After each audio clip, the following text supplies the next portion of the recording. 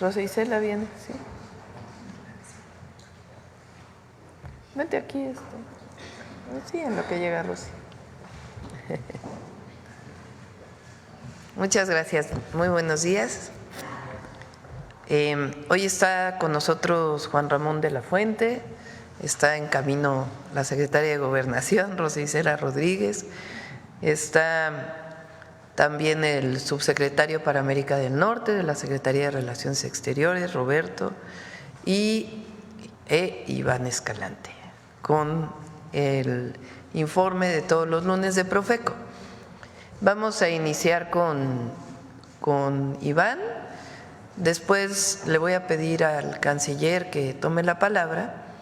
Él va a hablar sobre dos temas. Uno, el mensaje a todos los mexicanos y mexicanas que viven en Estados Unidos para que conozcan todos los servicios consulares, los teléfonos en caso de cualquier tema, que estemos tranquilos todos y todas, pero es importante que esté en información. Y también él va a dar la información de la migración, de cómo se ha contenido la migración de sur a norte de nuestro país, con los datos, los números y un esquema que se llama CBP One, que no sabemos si va a permanecer o no, pero que nosotros queremos que si desaparece se establezca algo similar porque ha tenido resultados y queremos explicarlos a todos y a todas. Y después Rosa Isela nos va a explicar la primera parte de los servicios y todo el apoyo que le daríamos a connacionales en caso de ser repatriados, que sepan que estamos preparados, que estamos listos, aunque obviamente pues hay que esperar el día de hoy lo que vaya a decir el presidente Trump en su toma de protesta. Y como siempre decimos, tenemos la certeza de que vamos a llegar a un acuerdo con el gobierno del presidente Trump, que ya una vez él con su toma de posesión, pues se establecerán los canales adecuados para una comunicación.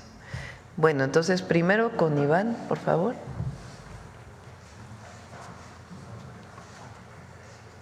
A ver si localizan a Rosy, no sé dónde está. Muchas gracias. Muy buenos días a todas y a todos. Iniciamos con la presentación de quiénes tienen los precios de este lunes. Seguimos colocando taches visibles en defensa de las personas consumidoras de combustibles. Esta semana estuvimos en una estación de servicio de la marca BP en la Colonia del Valle, en la Ciudad de México, en Cancún, Quintana Roo, en esta móvil, en el puerto de Acapulco, en esta gasolinería, adelante, en esta G500 en Atizapán de Zaragoza y en Jilotepec, también en esta estación móvil. Y vamos a continuar y vamos a fortalecer el monitoreo que estamos haciendo de los precios de los combustibles todos los días y vamos a seguir colocando estas lonas para que las personas consumidoras estén informadas de quiénes son las estaciones de servicio que se vuelan la barda con los precios. Adelante. Este es el reporte de nuestro monitoreo de la semana. La gasolina regular más barata que encontramos fue en Guadalajara, Jalisco, en esta estación Bristol, 22 pesos con 22 centavos. Y aquí en cada una de las regiones los precios que no superan los 24 pesos por litro y aquí los indicadores de ganancia. A todas estas estaciones les vamos a dar una palomita. Continuamos con las más caras. También de gasolina regular, esta estación móvil en Morelia, Michoacán, 26 pesos con 53 centavos por litro y aquí los indicadores de ganancia, que es lo que hemos estado marcándoles de cuánto gana cada estación de servicio por litro de gasolina, lo cual se excede por mucho del promedio de lo que la mayoría de las gasolineras están adquiriendo por litro. Entonces a todas estas gasolineras que están entre 25 arriba de 26 pesos les vamos a dar un tache. Seguimos con el precio del diésel, el más barato, 24 pesos con 29 centavos y aquí en cada una de las regiones en donde pueden encontrar el diésel más barato les vamos a dar una palomita y el diésel más caro que ubicamos en la estación Corpo Gas en Cancún, Quintana Roo, 27 pesos con 83 centavos. Los indicadores de ganancia y por región, cuáles son las estaciones que venden el diésel más caro, les vamos a dar un tache. Continuamos con este es el promedio de precios por marca que hemos encontrado tanto en nuestros monitoreos como en la información que las propias estaciones de servicio le da a la CRE. Entonces destacan, por ejemplo, que el promedio de la gasolina regular de las marcas Orsan, Hidrocina, G500, BP, Repsol están entre 24.34, 24.30, 23.84 y así nos vamos con las demás marcas y las más caras promedio son estas marcas Redco, Chevron, Arco que venden la gasolina en 26 pesos, 25.94, 25.53. Recordar que este es el promedio y esto que estamos acá destacando es el indicador de ganancia de cada una de las marcas, insistimos en promedio, pero también esta información es muy útil para las personas consumidoras para que sepan qué marcas son las que venden la gasolina más barata y cuáles más caras. Adelante.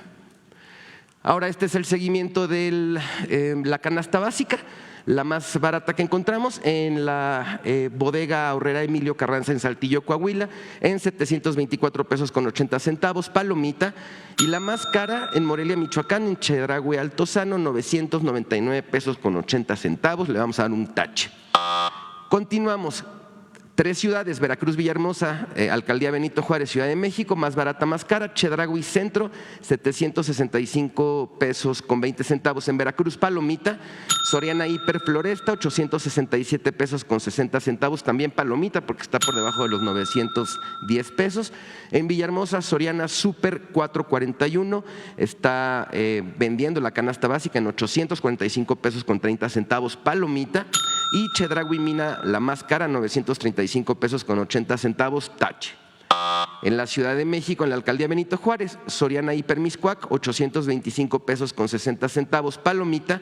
Y Walmart Tlalpan, 910 pesos y se pasa por 65 centavos, por lo tanto, le vamos a poner su tache. Continuamos.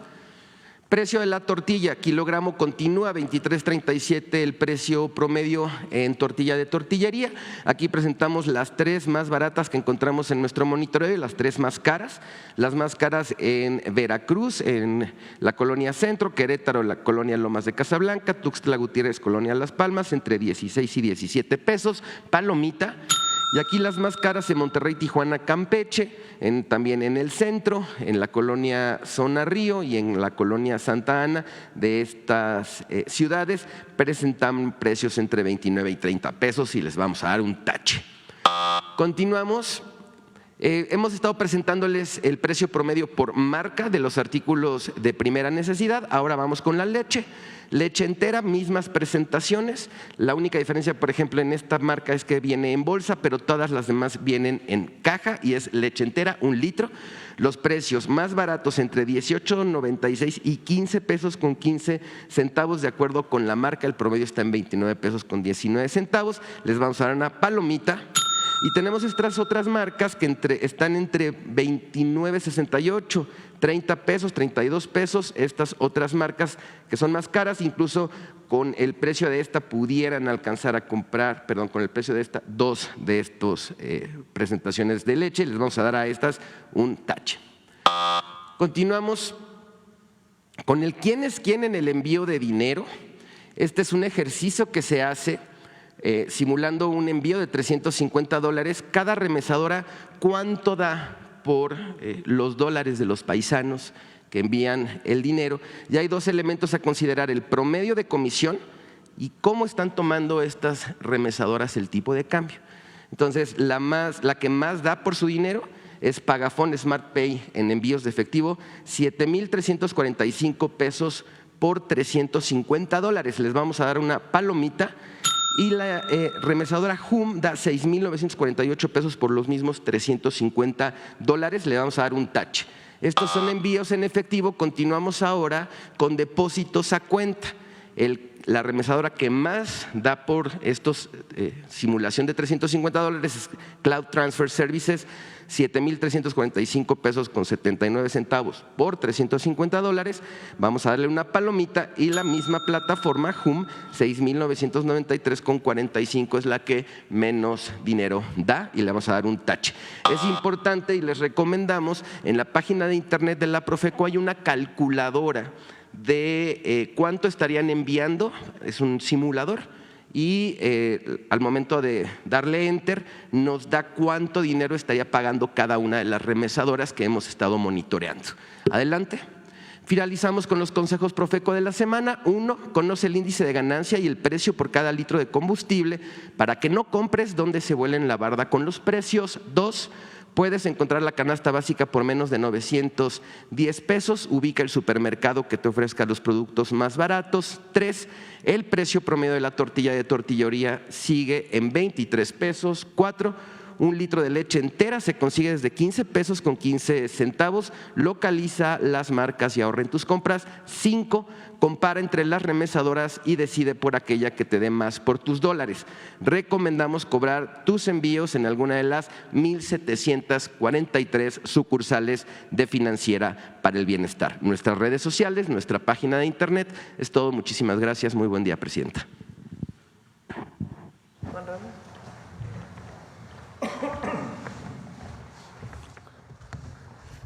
Con su permiso, señora presidenta, muy buenos días tengan todas y todos ustedes.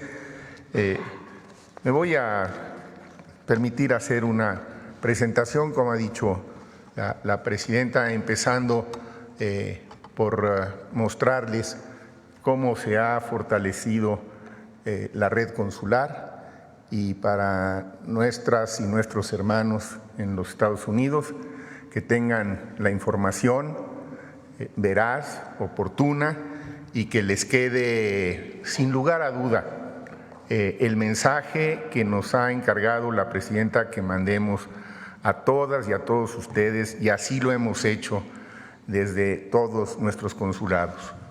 No están solos y no van a estar solos.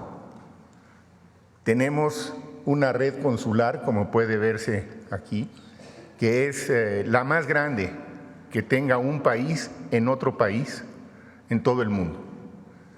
Ningún país tiene 53 consulados en otro país como tiene México en los Estados Unidos.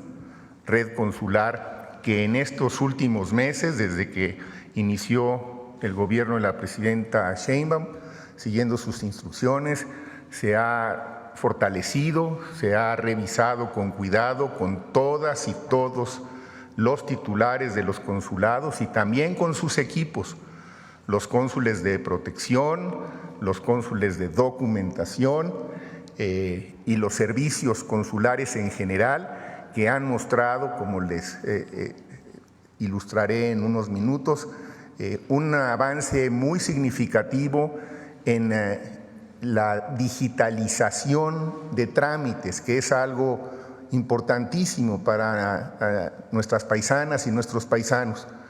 Señora presidenta, la digitalización va avanzando.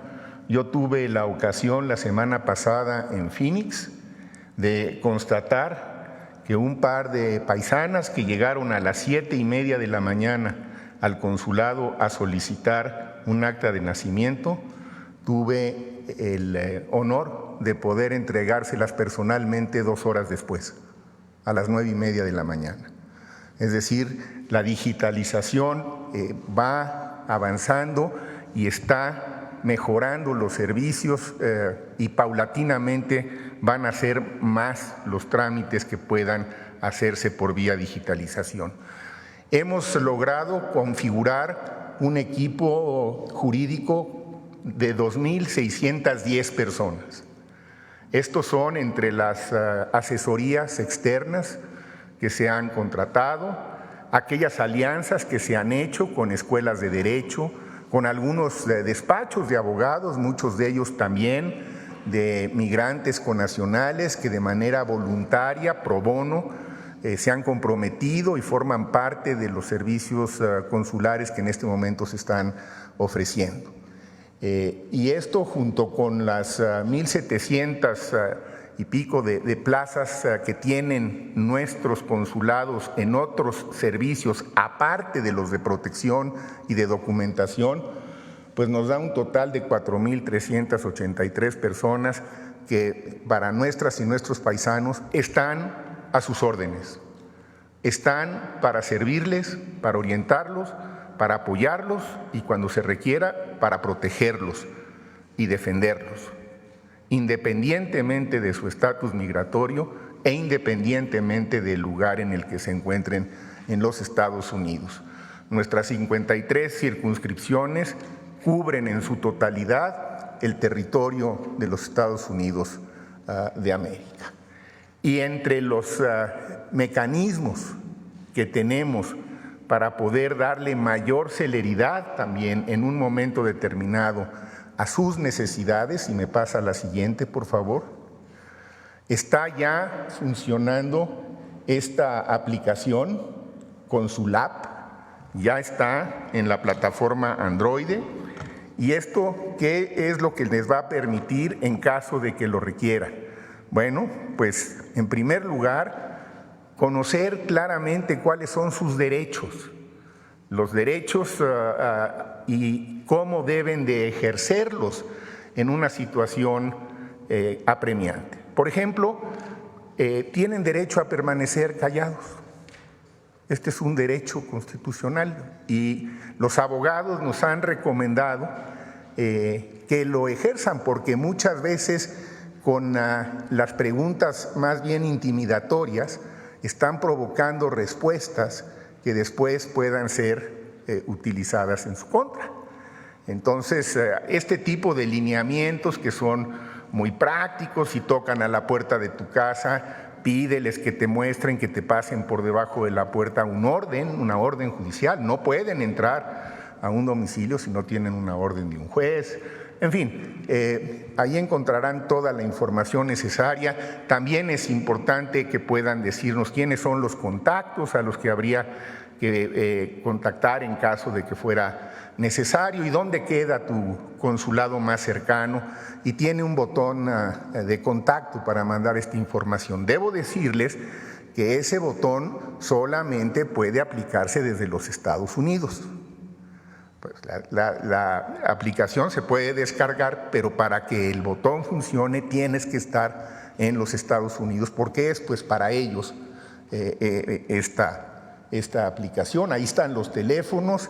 El CIAM es el centro que tenemos en Tucson. También por indicaciones de la presidenta les comento que se ha reforzado. El CIAM cuenta con 45 operadoras, pero en caso de que se sature, está ya la conexión para entrar con otro tanto de operadores, de operadoras que están funcionando desde Toluca.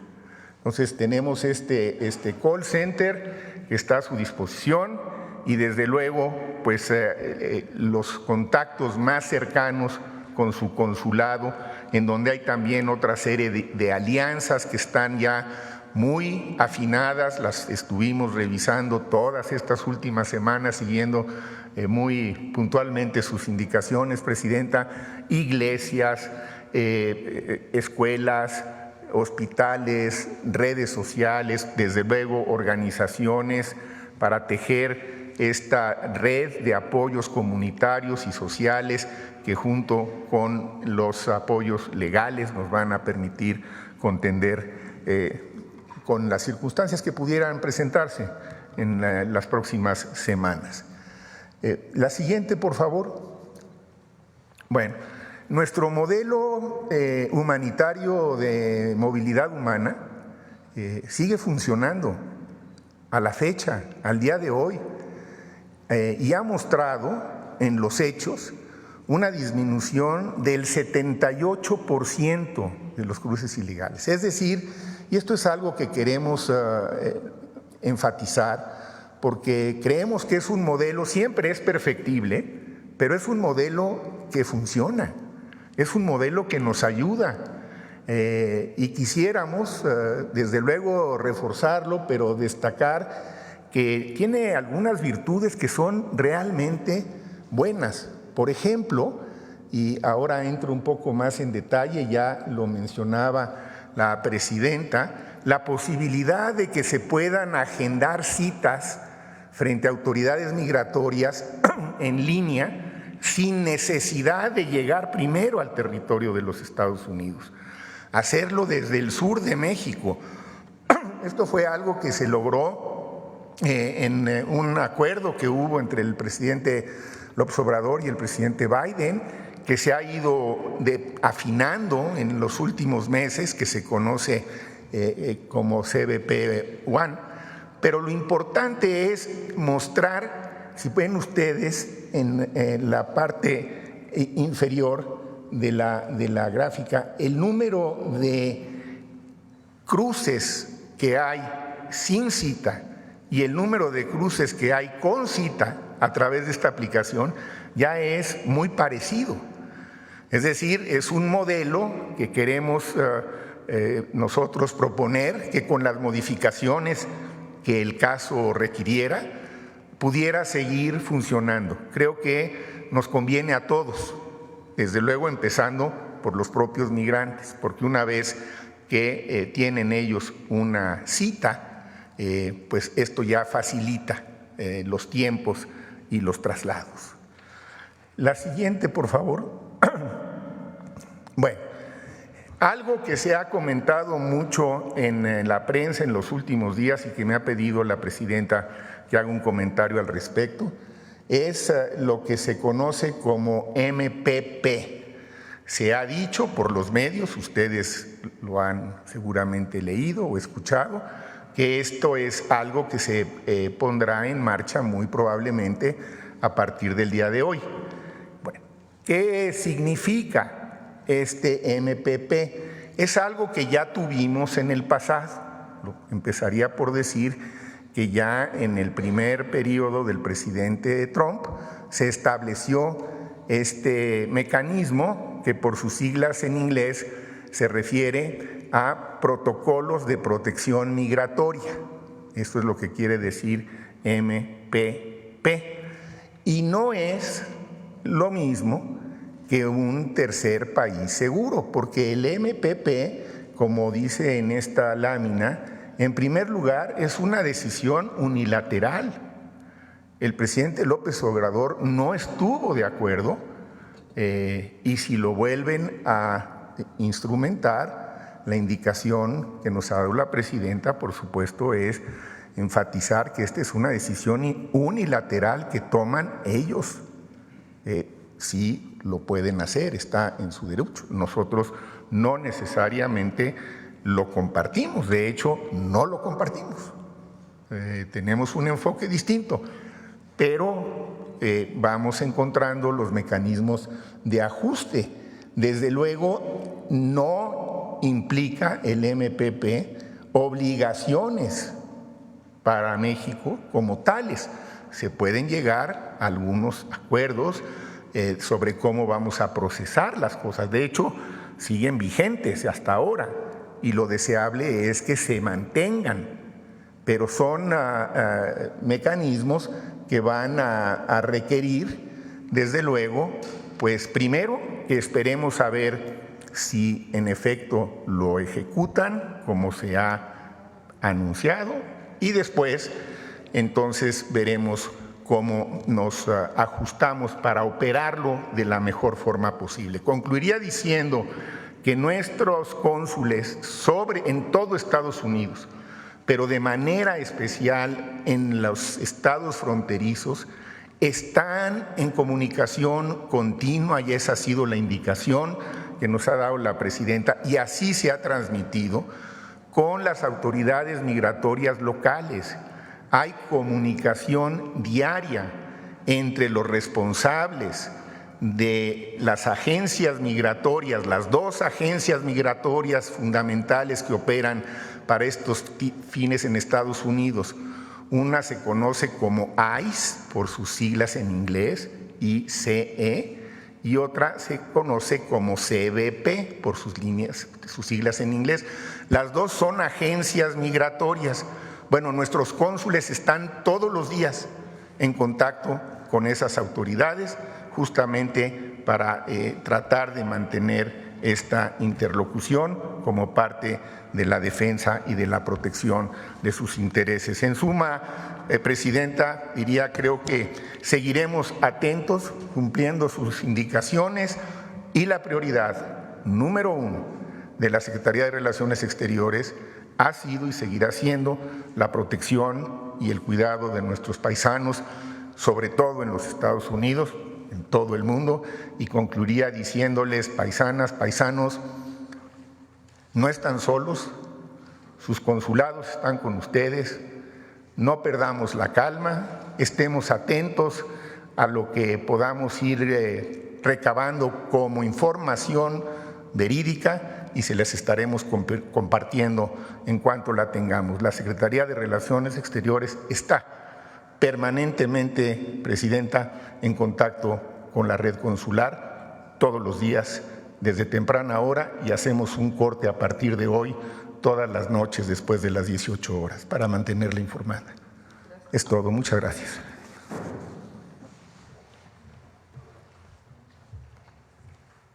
Con su permiso, Presidenta. Buenos días tengan todas y todos. México hará todo lo que sea necesario para defender, atender en México a los connacionales y destinará lo que haga falta para recibir a quienes sean repatriados a fin de lograr su reincorporación a su país natal. Ante la repatriación de mexicanas y mexicanos que se encuentran en Estados Unidos, el Gobierno de México ha preparado una estrategia efectiva de recepción México Te Abraza. Llevamos meses trabajando desde que el presidente Donald Trump anunció que se llevaría a cabo la deportación de mexicanas y mexicanos. Por supuesto que no estamos de acuerdo, pero en caso de que se haga, se les va a recibir con acceso a los programas de bienestar del Gobierno de México, acceso a los servicios de salud para ellos y sus familias, transporte a sus lugares de origen, acceso a comunicaciones telefónicas, y seguiremos generando condiciones de vida y creando un entorno favorable para atender sus necesidades. Ante la repatriación de connacionales que están en Estados Unidos, el Gobierno de México, reitero, está preparado con la estrategia efectiva de recepción México Te Abraza. Se trata de un plan que fue instruido por la presidenta Claudia Sheinbaum Pardo y en el que participa todo el gobierno. Ya se cuenta con protocolos para recibir a los repatriados en los puertos fronterizos y aeropuertos, proporcionándoles apoyos para regresar a sus lugares de origen e integrarse a programas sociales y laborales. Se les vinculará con todos los servicios integrales de la administración. Algunos de ellos vienen enseguida, los voy comentando aquí. La siguiente, por ejemplo, la Secretaría de Gobernación coordinará las acciones para recibir a nuestros paisanos y apoyará a través del Instituto Nacional de Migración con la recepción y también con los documentos necesarios como la carta de repatriación y los traslados. Por ejemplo, también el Registro Nacional de Población expedirá los documentos de identidad de ser necesario y la CURP de nuestros connacionales. en tanto que el Instituto Mexicano del Seguro Social afiliará a las personas repatriadas y a sus familias.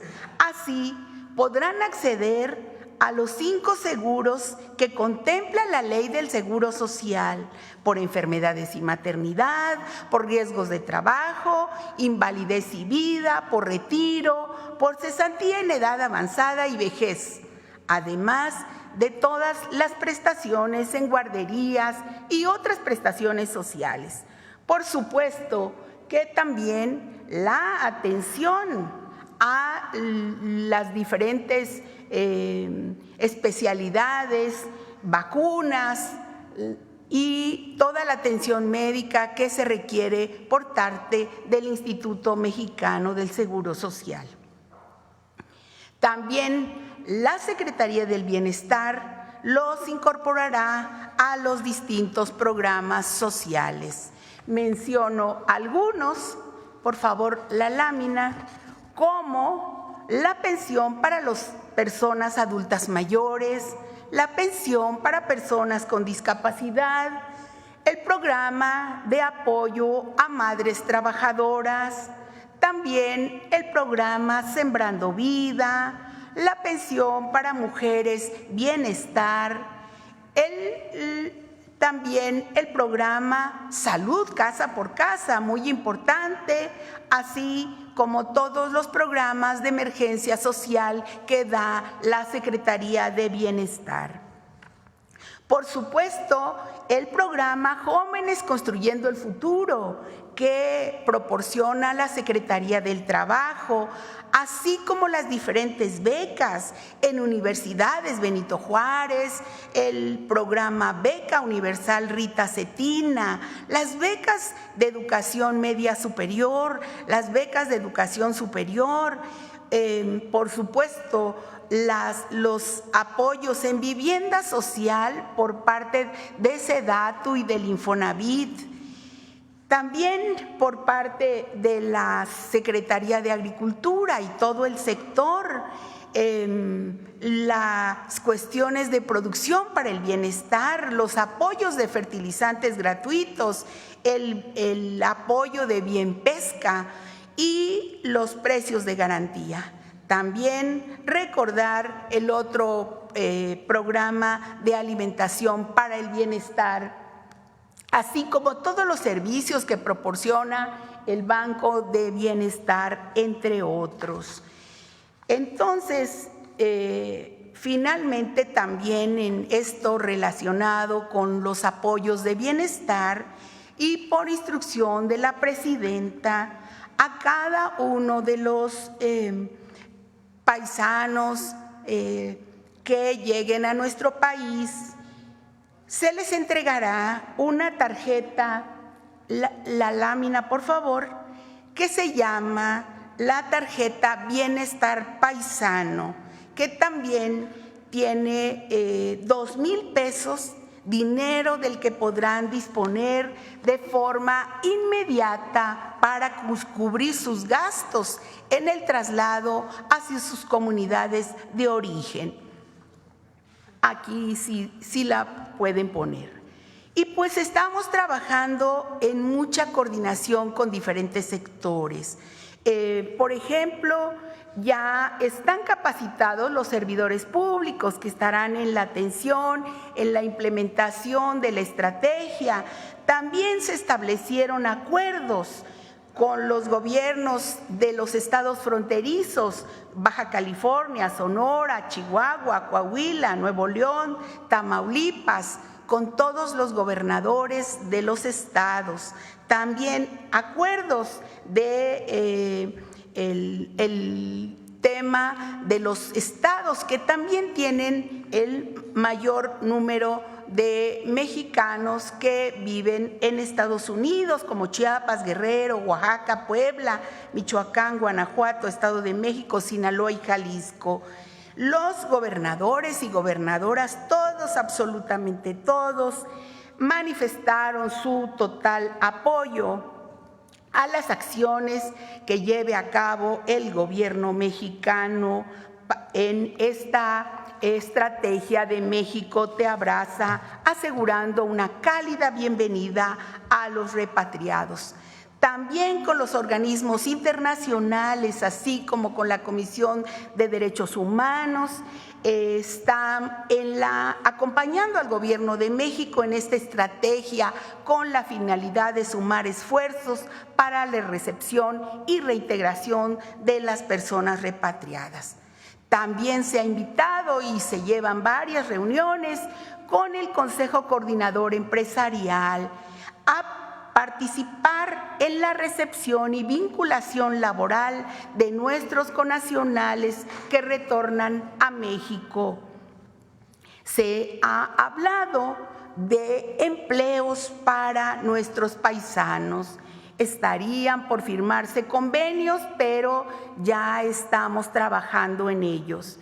Nuestros compatriotas que viven en Estados Unidos han jugado un papel muy importante a lo largo de la historia en las economías de ambos países.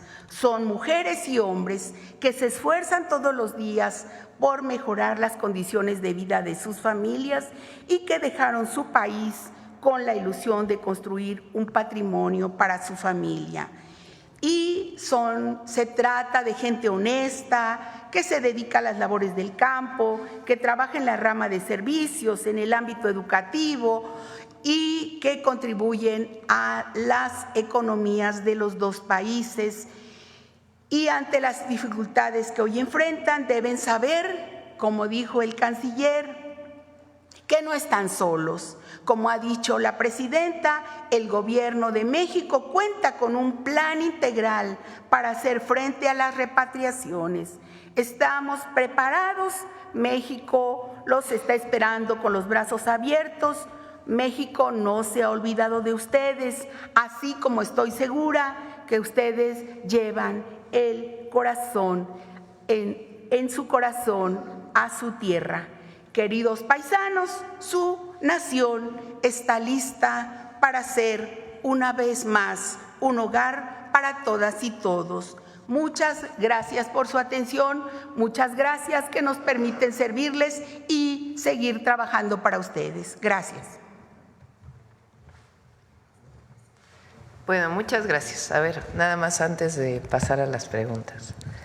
El día de hoy, como todos sabemos, toma posesión, le llaman en inglés la inauguración del presidente Trump. Ayer dio un discurso y estamos esperando también no solo lo que vaya a decir el día de hoy, sino también las acciones que se vayan a desarrollar.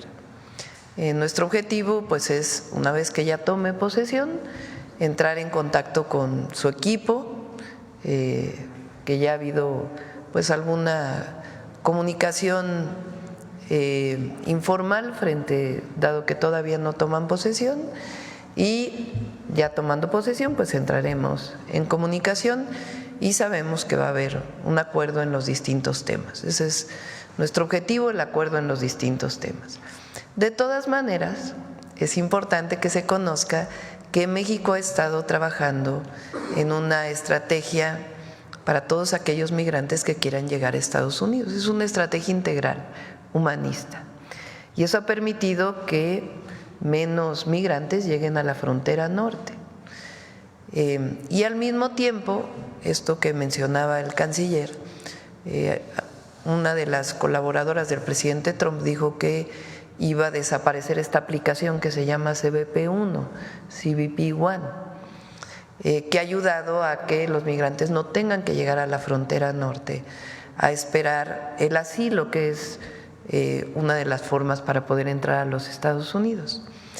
Entonces nosotros, uno de los temas que vamos a plantear es que se permita, sea esta aplicación u otras aplicaciones, que podamos tener un esquema similar para que desde un país de Centroamérica o desde sus propios países o en el sur de México pueda seguir habiendo esta posibilidad de acceder a la aplicación. Esto ayuda mucho para evitar la presión fronteriza en el norte de nuestro país y en el sur de los Estados Unidos, la frontera México-Estados Unidos, entre otros temas relacionados con la migración. Segundo, Las y los mexicanos son muy importantes para la economía de Estados Unidos y eso lo sabe la administración Trump.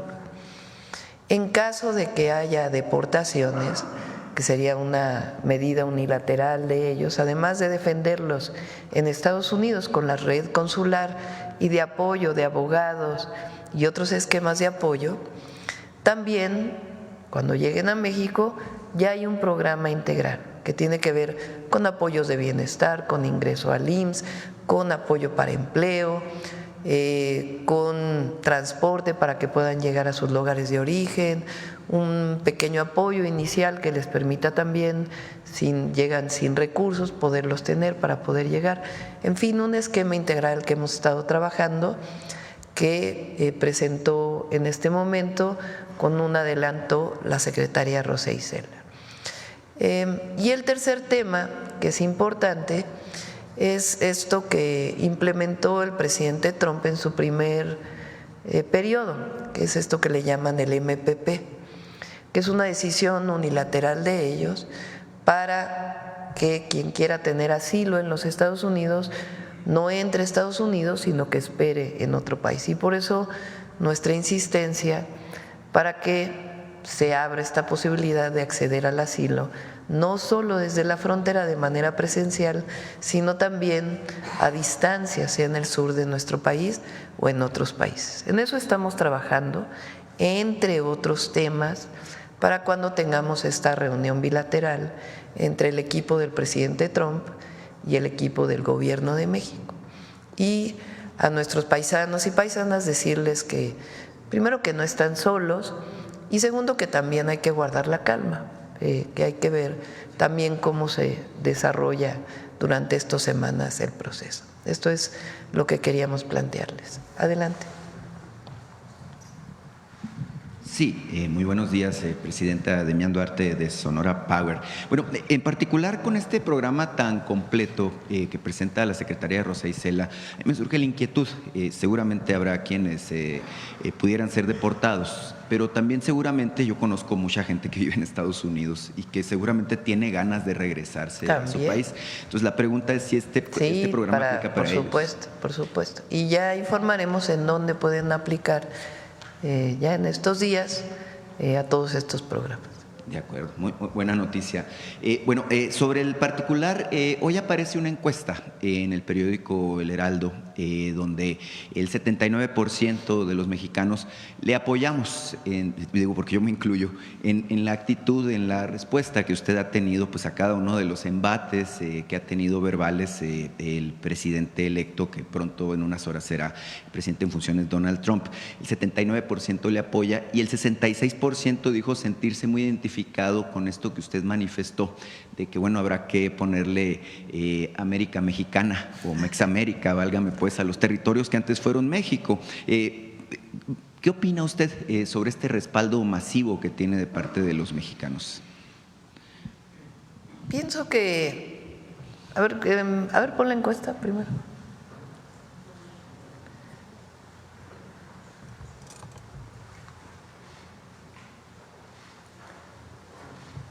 Nosotros no tenemos por qué, lo dice nuestra Constitución en política exterior, que todas las naciones son iguales. Pero en particular México no tiene por qué, lo dije en el Zócalo, agachar la cabeza, sentirnos menos. Si somos un país grandioso, una potencia cultural, y las y los mexicanos somos un pueblo trabajador, honesto, que somos fraternos, solidarios, que tenemos mucho que presumir ante el mundo entero. Entonces la relación con Estados Unidos tiene que ser entre iguales. Somos dos naciones, socios comerciales, en un acuerdo comercial quizá el más completo y que beneficia a las tres naciones, a Canadá, Estados Unidos y a México. Pero somos una nación igual que cualquier otra nación y con un pueblo que además hoy está empoderado, conocedor de su historia, de su fuerza. Entonces nosotros somos representantes del pueblo de México. Mi papel es ser representante de este pueblo grandioso. Entonces nuestra relación con Estados Unidos será de iguales y siempre de defensa de las y los mexicanos que viven en Estados Unidos. Y pues ya se encontrará el momento, que esperamos que sea pronto, de diálogo, colaboración en la que nuestros equipos se encuentren para llegar a acuerdos en distintos temas, en temas migratorios, en temas de reconocimiento del trabajo de los mexicanos y mexicanas en Estados Unidos, en temas de narcotráfico, en temas de armas que cruzan de Estados Unidos a México y también temas culturales y por supuesto los temas comerciales. Entonces, siempre como iguales. Claro que sí. El contexto es muy interesante porque evidentemente México está en camino de convertirse, usted habla de la potencia cultural, reiteradamente yo reitero este asunto de que yo también veo que nos estamos convirtiendo en una potencia económica. Y usted, bueno, la semana pasada, justo hace una semana, presentó el Plan México, en donde habla, bueno, de estrategias muy certeras, objetivos, algunos muy ambiciosos, pero creo que alcanzables. Estaba revisando, por ejemplo, cómo andamos en términos del tamaño de nuestra economía y estamos realmente pues a unos pasos de rebasar, por ejemplo, a Rusia o a Canadá y entrar al top 10. En este contexto, debo decirle que me gustó mucho, ¿no? Primero que nada, el Plan México de manera integral. Obviamente, cuando toca mi zona, pues también toca aquí mi corazón. Y evidentemente, bueno, al ver que estamos muy metidos en el tema de electromovilidad, en el tema también de las baterías de litio, pues evidentemente que nos mueve mucho porque sabemos que tenemos un futuro muy interesante al respecto. Usted apenas el viernes confirmaba que Olinia en buena medida se va a desarrollar y se va a fabricar en Sonora, lo cual es importantísimo para nosotros. Hay un tema que me llamó mucho la atención, no en el Plan México, pero sí un día antes, en los 100 días, usted habló del taller que tiene que ver con semiconductores, la creación de este taller. Y este es un asunto que también usted ha dicho que te toca en mucho a nuestra región, en particular por la vinculación tan fuerte que ya tenemos con Arizona. Tenemos una alianza que le llamamos la megaregión. Con Arizona tenemos una asociación estratégica con la Universidad de Arizona, que ellos han estado a cargo de este proceso tecnológico. Y bueno, es muy importante este asunto de la alta tecnología. El gobernador acaba de llegar, por ejemplo, de una gira por Taiwán, donde estuvo en contacto con la compañía Foxconn, que está buscando instalarse justamente en México y queremos que se instale en Sonora.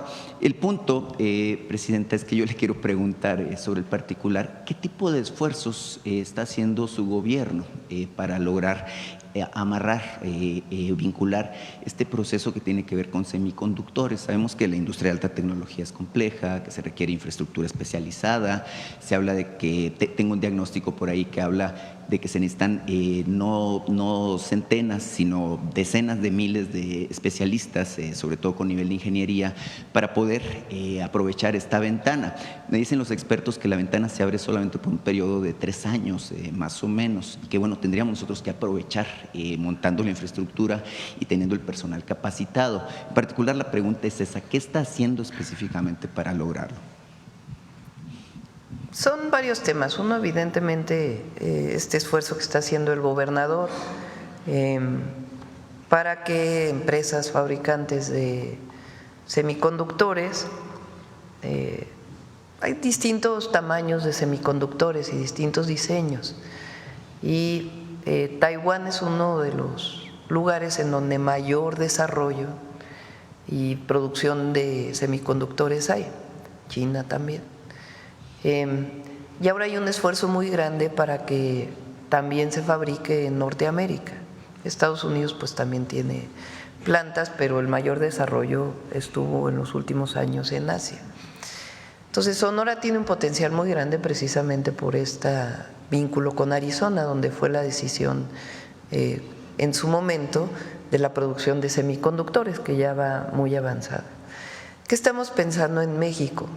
No solamente la instalación de empresas que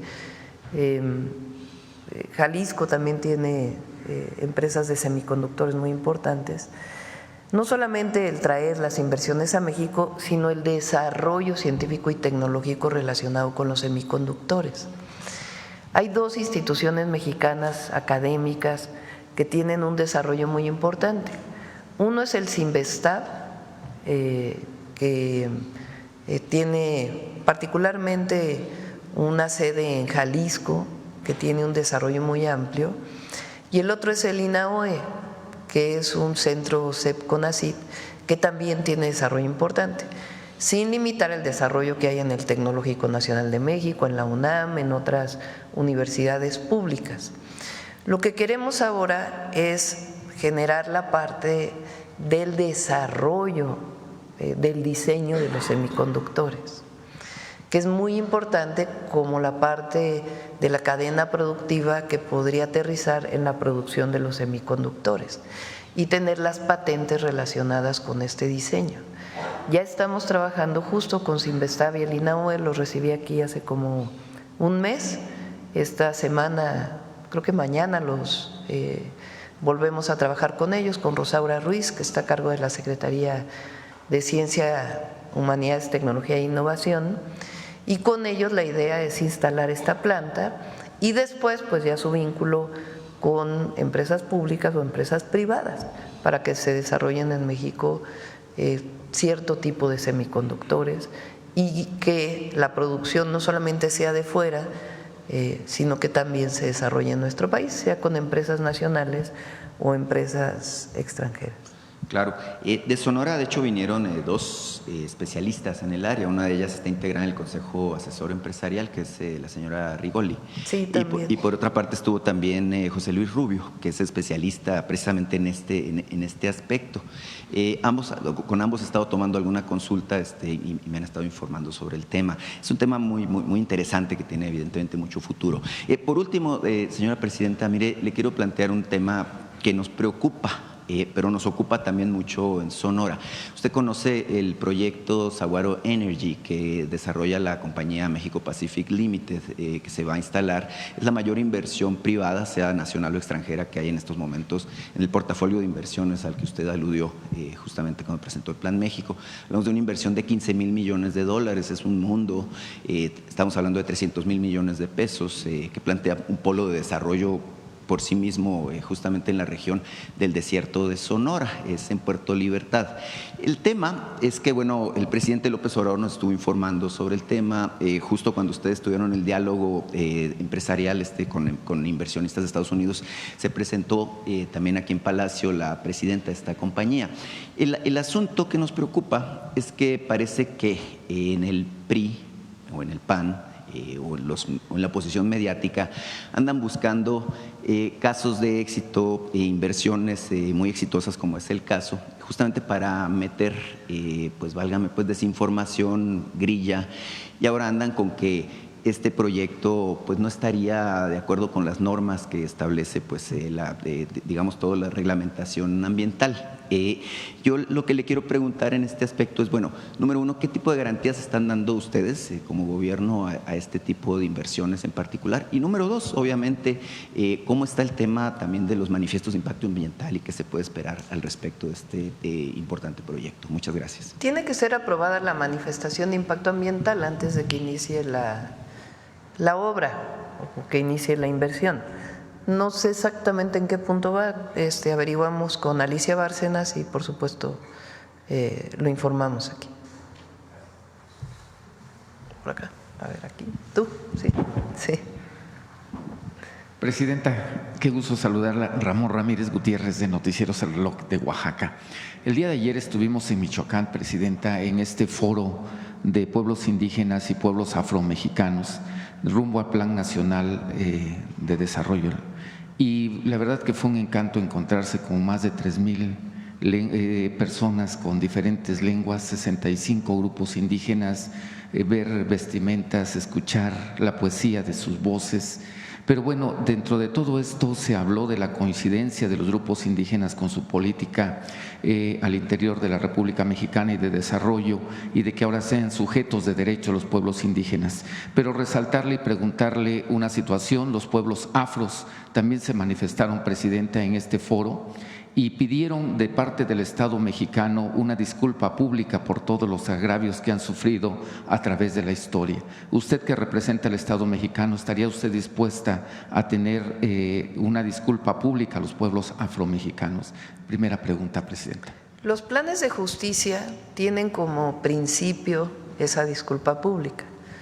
Lo hizo el presidente López Obrador con el pueblo yaqui, y los planes de justicia tienen ese objetivo, porque es de alguna manera reconocer los agravios, la represión, el esclavismo, esta política discriminatoria que se siguió particularmente en el Porfiriato. Entonces, en todos los casos, cuando hay plan de justicia, porque no es solo la disculpa, que por supuesto estamos dispuestos a darla, si nosotros lo estamos pidiendo hacia España, pues evidentemente que nosotros otorgamos ese beneficio a los pueblos indígenas y a México en general y a los afromexicanos, pero tiene que ir acompañado de un plan de justicia. Entonces, por eso este programa de planes de justicia, esta estrategia es fundamental. La vamos a seguir ahí donde ya se implementó y seguimos trabajando para todos los pueblos de México un plan de justicia que permita resarcir, promover, reconocer la riqueza cultural de México. Mi segunda pregunta, Presidenta. Usted dijo en su evaluación de los 100 días que antes de que terminara el mes de enero estaría usted inaugurando la autopista Mitla-Tehuantepec. Vamos el próximo fin de semana. El próximo fin de semana. Sí, ya está lista. Preguntarle, Presidenta, si además de esta inauguración de esta carretera estará usted iniciando, por ejemplo, la de Tustepec que se ha anunciado, la de la costa o algunas otras carreteras. Voy a recorrer. Ahora estuve en la montaña, fue una gira de verdad hermosa.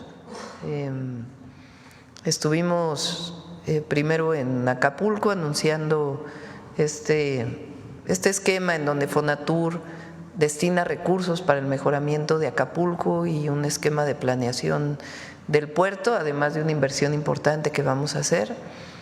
De ahí fuimos por la costa hacia Copala, hicimos un programa de entrega de fertilizantes, que es importante porque nos apuramos ahora y estamos entregando los fertilizantes a tiempo para la cosecha de este año, para la siembra y cosecha de este año, perdón. Y de ahí nos subimos por la carretera hacia Tlapa, Guerrero. Son alrededor de 3 horas de camino e hicimos como casi 8 horas de camino, 7 horas de camino, porque nos pararon como 30 veces en cada lugar, en algunos casos solicitando caminos, peticiones, pero en muchos casos como agradecimiento, como fiesta, como recibimiento, algo que tiene el pueblo de México, que es algo hermosísimo.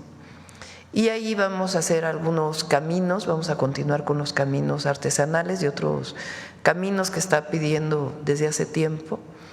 En Tlapa pues visitamos el centro del Teletón, que ha ayudado muchísimo, y de ahí pues nos fuimos hacia la Mixteca Poblana. Llegamos a Izúcar de Matamoros y luego regresamos a tener un evento para la entrega de tarjetas de mujeres,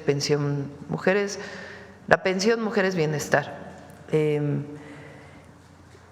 La Mixteca sigue teniendo muchísimas necesidades, es la Mixteca poblana, guerrerense y oaxaqueña.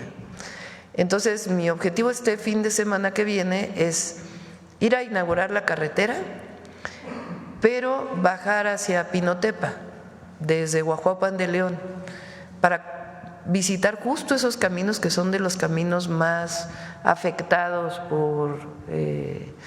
pues porque no se les ha dado mantenimiento. Muchos de ellos son estatales, no federales. Pero antes de iniciar una nueva carretera queremos pues arreglar esos caminos, que es una necesidad muy grande para todos los pueblos de la Mixteca. Entonces vamos ahí para entregar los programas de bienestar, particularmente el de mujeres, a seguir entregando fertilizante y además pues a hablar con la gente para el tema de los caminos y también el plan de justicia de los pueblos de la Mixteca oaxaqueña. Gracias, presidenta. Ojalá su gira contemple Tlaxiaco, el corazón de la Mixteca oaxaqueña. Pues Tlaxiaco, hay dos vías, ¿no? Por Tlaxiaco o por… Guajuapan. sí.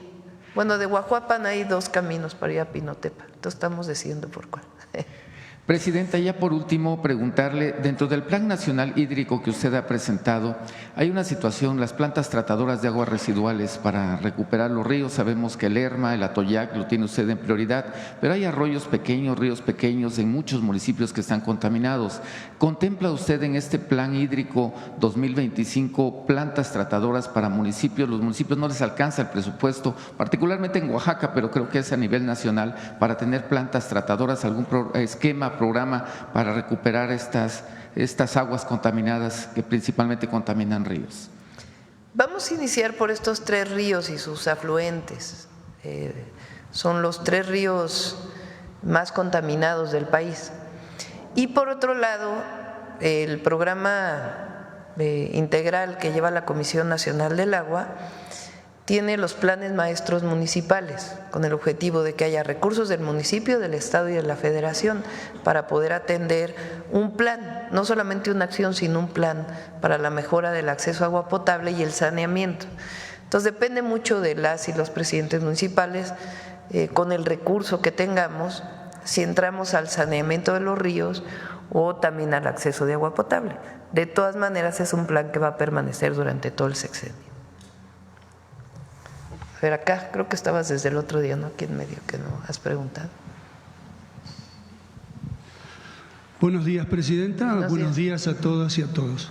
Daniel Moser, del Centro de Estudios Estratégicos Nacionales, director de Helios Comunicación y colaborador de Agencias de Información y Opinión, Periodismo Internacional Alternativo de Argentina, Portal Alba de Venezuela y Rebelión de España. En primer lugar, quería comentarle que el Centro de Estudios estuvo trabajando durante todo un año, terminamos en octubre de este año, un estudio sobre los primeros 6 años del proceso de Cuarta Transformación y nos concentramos en los desafíos pendientes y en propuestas concretas para cada uno de ellos. Me gustaría, si usted me lo permite, entregarle el documento y un libro que le quiero obsequiar que creo que va a ser mucho de su interés.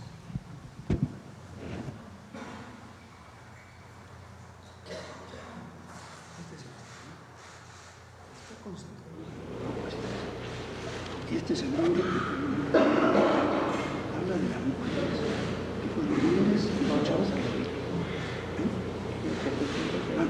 Para que todos te escuchen. Okay.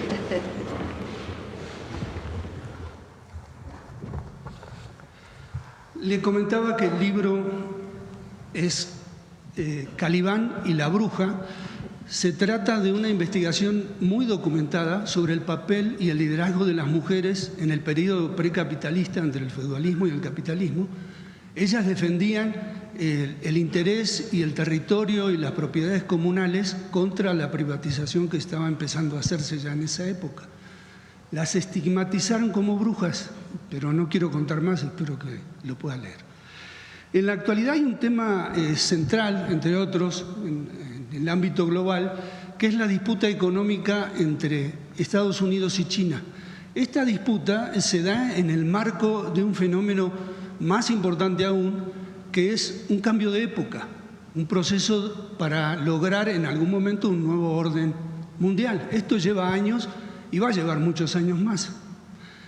En ese proceso se enfrentan Estados Unidos, como intentando mantener su hegemonía unipolar, y lo que se conoce como los BRICS, que plantean el multilateralismo.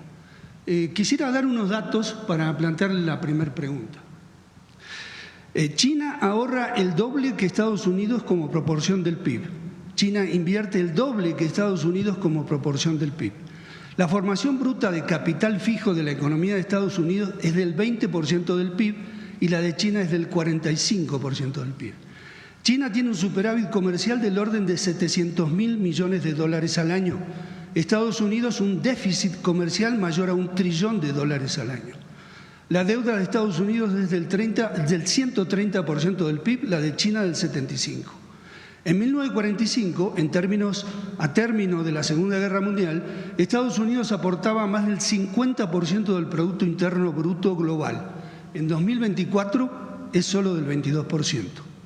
De los depósitos de bancos centrales del mundo, en 1999, en dólares era de 71%, hoy es de casi 60%. El golpe mayor al proceso de pérdida de hegemonía de Estados Unidos como potencia no será seguramente un enfrentamiento militar, sino en términos económicos y financieros. En 2024, en su 16ª reunión de BRICS, se le dio la bienvenida a 13 países y se anunció que 30 naciones más manifestaron interés en sumarse a los BRICS. En 1992, la participación del PIB mundial del G7 fue del 45%, las naciones del hoy BRICS solo del 16%. En 2024, el G7 tiene el 30% y los BRICS el 35%. Ya termino. Entre 2000 y 2023, los países del hoy BRICS crecieron su participación en las exportaciones mundiales del 10 al 23%. El G7 cayó del 45 al 29%. Finalmente, en términos del crecimiento económico, el FMI previó para 2024, ya están las cuentas, que los países del BRICS crecerán a una tasa promedio del 3.6 y el G7 del 1%. La pregunta, Presidenta, es, en atención a estas condiciones en que se está desenvolviendo este pleito a escala global, hay países que se alinean o con Estados Unidos y hay países que se alinean con los BRICS y hay otros países que optan, hacen el esfuerzo, porque no es fácil, de mantenerse al margen y negociar según sus intereses nacionales con quien sea en el momento que sea. La pregunta concreta, Presidenta, es si su gobierno está analizando o analizará crear un grupo multidisciplinario que investigue a fondo las condiciones de este fenómeno que se está dando para saber si México se alinea en un lado o en otro o se mantiene independiente. Gracias. Yo creo que alinear no es precisamente la mejor palabra, ¿no? Porque todos los países, estados somos soberanos, todas las naciones. El asunto aquí es que nosotros desde hace ya muchos años y en particular desde hace… ¿Cuándo se firmó el TEMEC? En 2000. En el 2020, con el nuevo tratado México, Estados Unidos, Canadá. México es socio comercial de Estados Unidos. De hecho, parte de lo que hemos estado planteando es que solo con este tratado comercial y con esta alianza se puede competir con otras regiones del mundo. Es decir, Estados Unidos no puede solo, necesita necesariamente de Canadá y de México. Incluso nosotros hemos estado planteando desde el presidente López Obrador que esto debería de ampliarse a toda América y tener realmente un bloque económico en nuestro continente. Ahora, ¿qué es lo que planteamos con el Plan México? Fíjate, nada más por los datos. México prácticamente duplicó sus exportaciones a Estados Unidos del 2018 al 2024, gracias al tratado. Entonces, es fundamental para nuestros países fortalecer este esquema con soberanía. Por eso digo que alinear no creo que sea la mejor palabra. La soberanía, nosotros somos un país libre, independiente, soberano y somos socios comerciales de Estados Unidos y eso le ha ayudado a Estados Unidos, le ha ayudado a México y también a Canadá. Eso no implica que no tengamos acuerdos comerciales con otros países. Podemos tener, se está trabajando por ejemplo con Europa en el tratado comercial que ya existía porque necesariamente viene su proceso de renovación. Entonces no quiere decir que es el único país, pero sí creemos que ha sido benéfico para nuestro país. Repito, con nuestra soberanía y nuestra independencia. Ahora, ¿qué planteamos nosotros? Que recuperemos también en México la producción de muchos bienes que durante todo el periodo neoliberal se perdieron. Entonces, que si bien tenemos un acuerdo comercial, también tenemos un Plan México para que se recupere en México la producción de cadenas productivas que permitan pues también tener mayor inversión, mejores empleos, mejor remuneración para el pueblo de México a partir de un esquema de planeación territorial de nuestro país basado en dónde están los recursos naturales. Entonces, es la relación con Estados Unidos y Canadá sin cerrarnos a otros lugares del mundo, pero al mismo tiempo fortaleciendo la producción en nuestro país. Gracias. La segunda pregunta tiene que ver precisamente con el Tratado de Libre Comercio. Como sabemos, el Tratado de Libre Comercio, ahora conocido como TEMEC, inició en 1994 con Carlos Salinas de Gortari, cuando obviamente con intenciones diferentes a las que se han planteado tanto el gobierno de López Obrador como el suyo. Este tratado, a la hora de negociarse mediante el TEMEC, la participación del entonces candidato o presidente electo López Obrador determinó que hubiera modificaciones. Por cierto, déjeme presumir que fue un compañero del Centro de Estudios quien alertó al presidente a través de Manuel Bartel del capítulo energético, donde había un capítulo extensísimo que daba muchas concesiones a Estados Unidos y simplemente se evitó poniendo la frase de que México era soberano en esa materia. Tengo aquí datos del Banco de México que me llamaron la atención porque dice que la balanza comercial de diciembre de 1994 de enero de 1994 a diciembre de 2024, México tiene un déficit de 172.602 millones de dólares. Esto como antecedente. La pregunta concreta que le quiero hacer es si bien puede haber puntos beneficiosos de este acuerdo que viene desde 1994, respecto de los intereses de México y de su pueblo. ¿Su gobierno analizará en profundidad o ya analizó los posibles inconvenientes que tiene el tratado respecto de los intereses de México? Es distinto el tratado que se firmó en el 2020 del de 1994. El tratado del 94, además de estar vinculado a todas las orientaciones de los organismos financieros internacionales para que México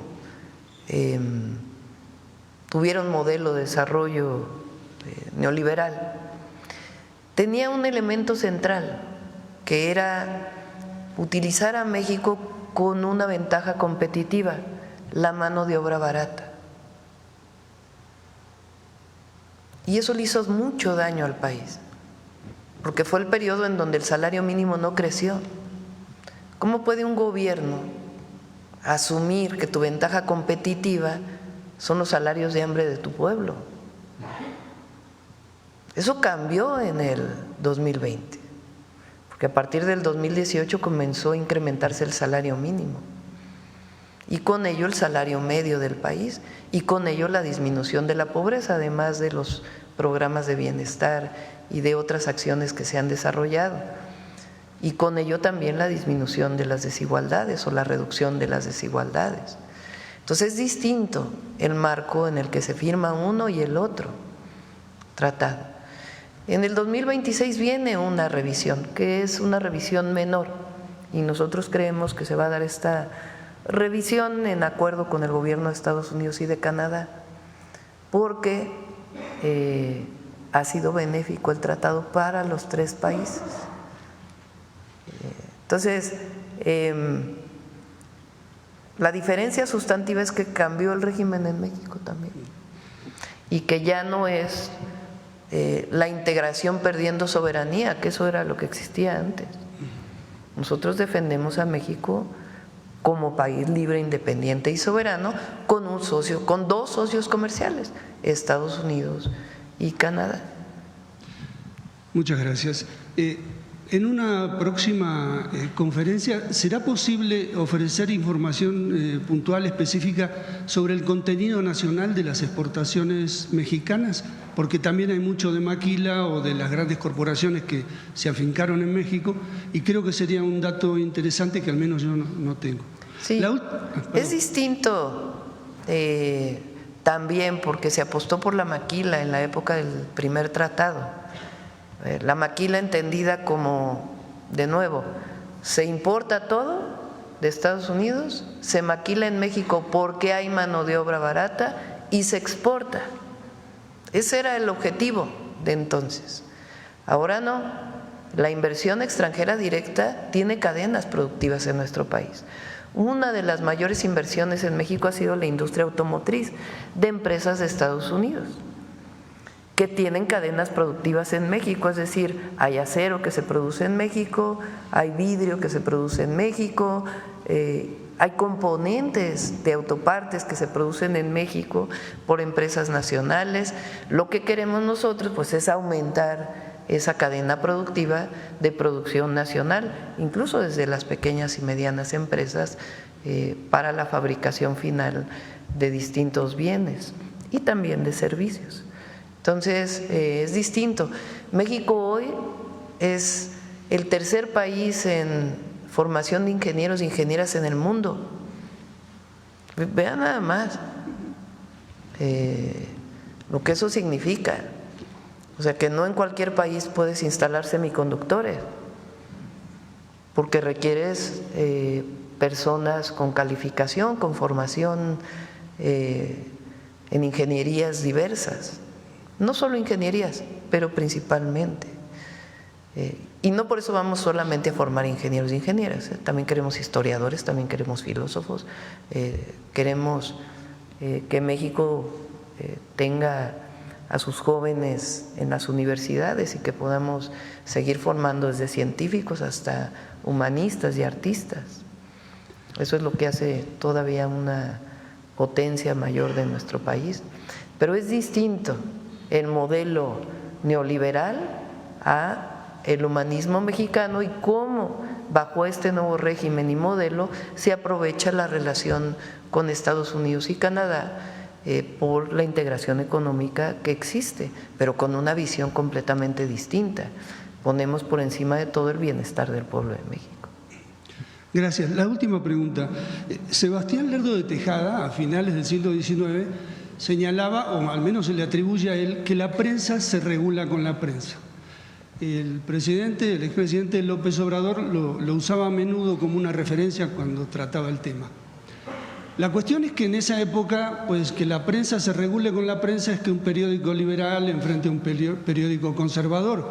Hoy un puñado de empresarios controla el 70% de los medios de comunicación digitales, impresos, radio, televisión. La pregunta es si, considerando que suele confundirse la libertad de expresión con la impunidad para difamar, ¿no sería necesario, importante, oportuno, que el gobierno, con otros sectores, incluso empresariales, sociales, etcétera, generara algún tipo de regulación con base en un código de éticas que impidiera que pasen este tipo de cosas? Que un presentador diga que va a informar y lo que está haciendo es opinar, y que difamen a personas que luego no tienen el espacio para poder responder a esa difamación. Gracias. En este caso es mejor equivocarse con la libertad de expresión, no a la censura, no a la censura. La libertad de expresión es esencia de la democracia. Nosotros, ¿a qué vamos? A la revolución de las conciencias. México hoy es un pueblo de los pueblos más politizados del mundo, a pesar de que una buena parte de los medios de comunicación actúan en contra. ¿Cómo fue que sacamos 36 millones de votos con las campañas en contra que tuvimos en redes sociales y en medios de comunicación y en toda la comentocracia? Difícil encontrar un articulista Claro, hay sus excepciones, que defienda la Cuarta Transformación. Difícil. Y aún así, ganamos casi con 36 millones de votos, con el casi 60% de la votación. ¿Por qué? Porque lo que está pasando en México es único. Aquí es que los que gobernamos desde el presidente López Obrador y ahora venimos de un movimiento social, no llegamos impuestos por nadie y seguimos luchando desde el lugar donde estamos. Entonces, además ahí están muchos de ustedes que ayudan a abrir el debate, a poner otros puntos de vista sobre la mesa, todos los medios llamados alternativos. Ya no es lo mismo que antes, donde lo que se decía en la radio o en la televisión entraba como la verdad absoluta. Y también los medios públicos están haciendo su parte, que no son medios gubernamentales, son medios públicos. Y tienen que fortalecerse los medios públicos, que es parte de lo que queremos hacer ahora. Y también hay muchos medios que han aprendido, también, que así como iban, pues lo único que hacían era perder televidentes, se dice, audiencias. Con el caso de Musk y Trump, me vino a la mente aquello que comentó López Obrador respecto de que un paisano le dijo que así como se separó el poder de la Iglesia del poder del Estado, se separara el poder económico del poder político. ¿Valdría la pena considerar separar también el poder mediático del poder político? El poder mediático, bueno, aquí está separado. Vamos con la última. Acá. Gracias, presidenta. Buenos días, Karina Vargas, de Reporte Índigo. Preguntarle en un primer tema, este plan de gobierno federal ante un posible éxodo de connacionales a México, ¿qué acciones en materia de seguridad contempla? ¿Se reforzará la seguridad en los estados fronterizos o en los municipios donde hay mayores índices de violencia o inseguridad? Es parte de la estrategia de seguridad, no hay alguna cuestión en especial. Lo que sí, pues, es esta recepción que vamos a darle a cualquier mexicano o mexicana que regrese a su país. En cuestión de extorsiones, en fin, ¿no se tiene preparado ningún plan en específico para evitar? Es lo que estamos haciendo en todo el país, se está trabajando todos los días para la construcción de la paz y la seguridad en nuestro México. Okay. ¿Quién coordinará este plan, presidenta? ¿Directamente el gobierno federal con los estados y municipios? La Secretaría de Gobernación, pero justo en el encuentro nacional municipal que hubo la semana pasada tuvimos oportunidad de platicar con diferentes presidentes municipales justo de algunos municipios fronterizos y algunos ya se preparan para esta llegada de connacionales. Están coordinados con sus gobernadores y gobernadoras. Muy bien. Sobre la tarjeta Bienestar Paisano, ¿de qué ramo del presupuesto federal vienen los recursos para estos apoyos? Es el ramo de… Cuando hay alguna emergencia, alguna situación, siempre hay recursos disponibles. Y a lo mejor parece poco recurso, pero es que les vamos a dar un apoyo integral y además, si no tienen ellos recursos, además de llevarlos a su lugar de origen, si eso es lo que desean, que puedan tener por lo menos algo para el traslado. ¿Será una entrega de una sola ocasión o se va a hacer periódicamente? Sí, por lo pronto sí. Y vamos a esperar a ver cómo se dan las cosas. Muy bien. En un segundo tema, preguntarle si ya hay fecha para que se realice la transición en el Instituto Nacional de Migración entre Francisco Garduño y Salomón César. Sigue el proceso de transición por obvias razones. Nosotros pues tenemos que mantener pues la estrategia que traemos. Y se está en este proceso de transición, están trabajando juntos en este momento. ¿En qué estado se encuentra el instituto, presidenta, ante este reto migrante? Trabajando, como siempre. Muy bien. Presidenta, en Reporte Índigo se publicó una nota el fin de semana sobre un contrato que otorgó justo el Instituto Nacional de Migración el 1 de enero de este año a la empresa operadora de comedores saludables SADCB por 154.525.862 pesos, con una vigencia hasta el 31 de marzo de este año. El motivo del contrato es para atender una eventualidad por caso fortuito o de fuerza mayor, limitada a lo estrictamente necesario para afrontarla. Primero, preguntarle si esto es parte de las acciones que está haciendo su administración previo al anuncio que haga el presidente Donald Trump. Pues se prepara el Instituto Nacional de Migración. En caso de requerir albergues, por ejemplo, y eso, esencialmente nos va a ayudar Defensa y Marina. Ya lo tenemos programado. Pero queremos esperar, porque no solamente al discurso, que también se dicen muchas cosas, y después ver exactamente cómo vienen las siguientes semanas. Pero estamos preparados con plan A, plan B, plan C, plan D, plan E. Presidenta, esta empresa operadora de comedores saludables es la misma que estuvo a cargo el 27 de marzo de 2023 de proveer los alimentos en la estación migratoria de Ciudad Juárez, en la que murieron 40 migrantes que protestaban por recibir justo alimentos en malas condiciones. A partir de esto, preguntarle cómo la asignación de este contrato que se hizo este año a esta empresa en particular, pues ayuda con la transformación profunda del organismo que anunció usted recientemente. Pues vamos a revisar y que revise la Secretaría Anticorrupción. No creo que haya problema, pero que revise la Secretaría. Muy bien. Finalmente, Presidenta, saber si ya tiene un censo de cuántos connacionales han sido afectados hasta el momento por los incendios forestales en Los Ángeles, ya sea por desempleo o por alguna otra causa, y si se tiene información de qué tipo de apoyo están recibiendo. ¿Tienes los datos, Juan Ramón? ¿Quieres comentarlos?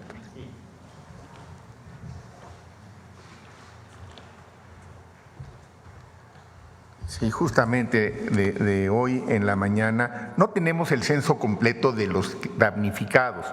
Lo que sabemos es que de los fallecidos, 27, no hay ningún connacional identificado hasta ahora. Ayer se atendieron en uno de los centros, de los albergues, 125. Hay en un albergue, en el de Palisades, está permanentemente, que es al que aparentemente llegan más, permanentemente una representación del Consulado de Los Ángeles. Y estamos elaborando el censo de los que perdieron el empleo. Esto nos va a tomar un poco más de tiempo, no lo tienen tampoco allá. Lo que estamos haciendo es en las áreas afectadas, viendo con los que tenían restaurantes, los que tenían empleados en sus propias áreas de residencia, etcétera, y estamos empezando a cruzar la lista para poder tener el censo total de los que perdieron el empleo, que probablemente es donde más daño va a haber para nuestros paisanos. Y hay ya un programa emergente que inició la semana pasada, el día que lo planteó la presidenta, para empezar a darles apoyo, conseguirles trabajo, inclusive temporalmente apoyarlos. Pero todavía el censo final de los que perdieron el empleo no lo tenemos.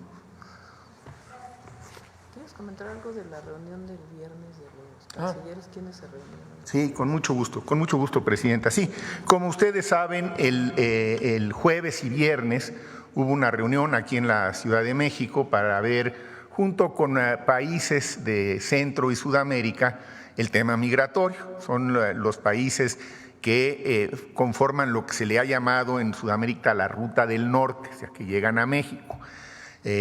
Fue una reunión, por un lado, el jueves, muy técnica para actualizar cifras, dónde estamos, por dónde vienen los flujos, qué están haciendo cada uno de los países para tratar de contender con el fenómeno. Por cierto, debo decirles muy brevemente que la verdad es que el modelo mexicano humanitario de movilidad, pues es el que están adoptando ellos, y revisamos el impacto que han tenido los programas de Amexid, de Sembrando Vidas y Jóvenes para el Futuro, y han tenido un impacto muy importante. La instrucción de la presidenta fue transmitirles que vamos a profundizar y ampliar los apoyos de Amexid, y vamos a tratar también de que llegue más recurso para esos programas, porque pues se trata de la cooperación internacional para el desarrollo y es uno de los planteamientos. Y finalmente convenimos en mantener un mecanismo de coordinación permanente para tratar de estar intercambiando información y ver obviamente cómo los va a ir afectando a ellos también en caso de que llegase a haber deportaciones masivas.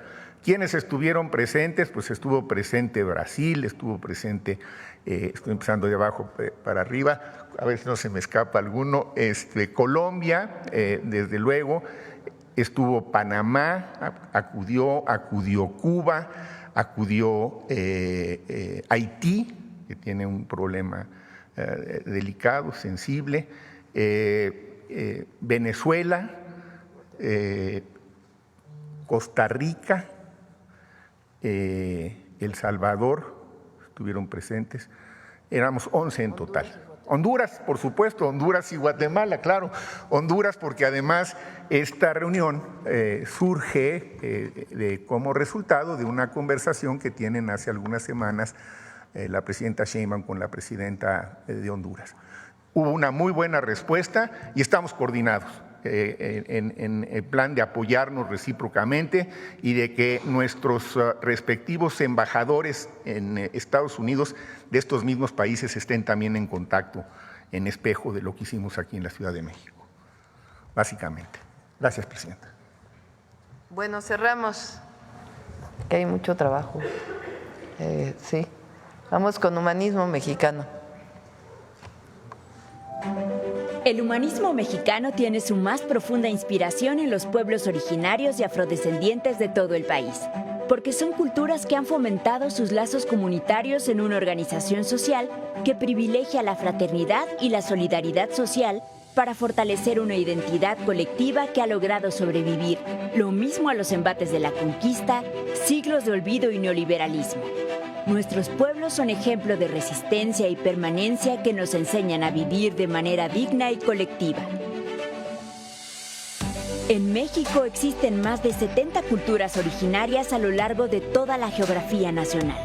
Son pueblos que han desarrollado conocimientos astronómicos, matemáticos y agrícolas extraordinarios, así como un arte y poéticas refinadísimas, que son prueba de su avanzado y ejemplar desarrollo civilizatorio. Las culturas originarias y afrodescendientes dan forma a un país más democrático, incluyente y riquísimo culturalmente.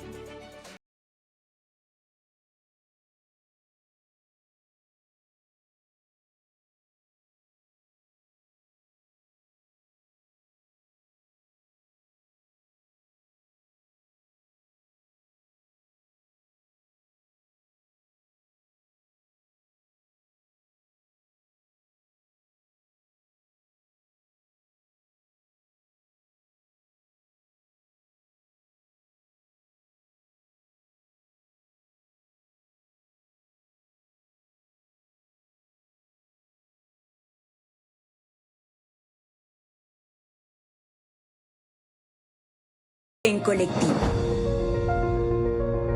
Así, la milpa dio origen a las comunidades que se convirtieron en ciudades cuyos sitios arqueológicos aún nos maravillan. Entre estas civilizaciones, culturas, destacaron la olmeca, la teotihuacana, la tolteca, la maya, la mixteca, la zapoteca, la tarasca, la totonaca, la mexica, la tlaxcalteca, la cholulteca, la texcocana, asentadas en la región conocida como Mesoamérica y por una diversidad de pueblos nómadas establecidos en el norte, en Aridoamérica.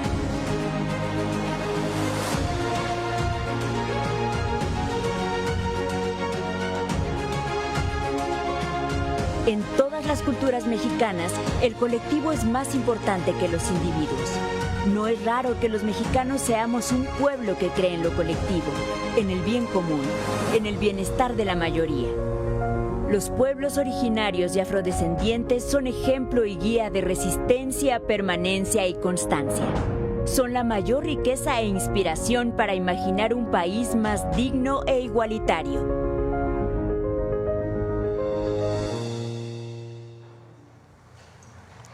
Buenos días. ¿Perdón? Vamos a estar aquí en reuniones internas. Gracias, buenos días. Hasta luego.